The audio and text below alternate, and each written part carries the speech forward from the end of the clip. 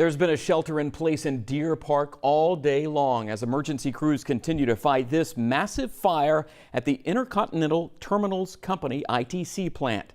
Highway 225 is shut down in both directions too. Good evening, I'm Jason Miles in tonight for Ron Trevino. The chemical fire started about 12 hours ago and is only getting bigger.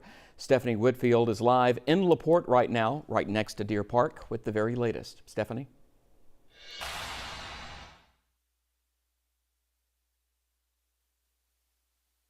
The latest pollution checks are still below detection levels, but take a look. This fire is still going strong and is expected to burn all night long.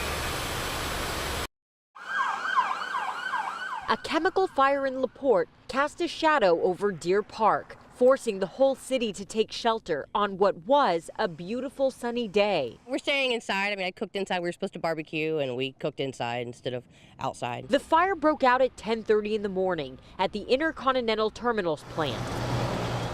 No one was hurt, but the plume of black smoke was clearly visible more than 20 miles away. It is the beginning of what will be a long incident. By 7 p.m., it spread to a second tank. Officials say chemicals called naphtha and xylene are burning, both components of gasoline. Currently, the air quality is not at any elevated levels beyond what is standard. Even so, the EPA and TCEQ are monitoring the situation with Harris County Pollution Control, all while fire crews work through the night to stop the massive flames from spreading anymore.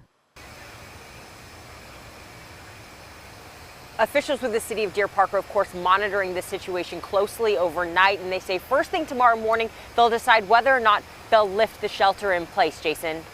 Okay, thanks, Stephanie. Be careful out there. We see those flames and smoke right behind you. Tonight, Deer Park ISD says it will make a call on whether to cancel classes tomorrow by 6 a.m. in the morning. They say they can't predict whether the shelter-in-place order will be lifted by then, but say they will stay in touch with emergency managers throughout the night.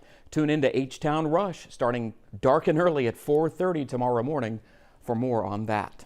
Meantime, Governor Greg Abbott saying the state of Texas and the Texas Department of Emergency Management both closely monitoring the fire at the ITC terminal. In a statement, he says, quote, "The Texas Commission on Environmental Quality in coordination with Harris County is monitoring the air quality. I have ordered that all state resources be made available to local and industry officials and urge residents to continue heeding the warnings of local officials." So what exactly is naphtha, the chemical currently burning at the ITC plant? Well, it's a flammable liquid made from distilling petroleum. It looks like gasoline and is used to dilute heavy oil, to help move it through pipelines, to make high-octane gas, lighter fluid, even to clean metal. It produces poisonous gases and can explode in fire. Naphtha can irritate and burn the skin, eyes, and throat. Exposure can cause headache, dizziness, nausea, and vomiting. Repeated exposure may damage the nervous system and may affect the kidneys as well. Lots of information there. We also learned that the fire has spread to another tank, as Stephanie reported. A chemical called xylene is stored there. It's a solvent used in the production of gasoline, and it's flammable at room temperature. The vapors are toxic, and breathing them can cause irritation to the eyes, nose, and throat.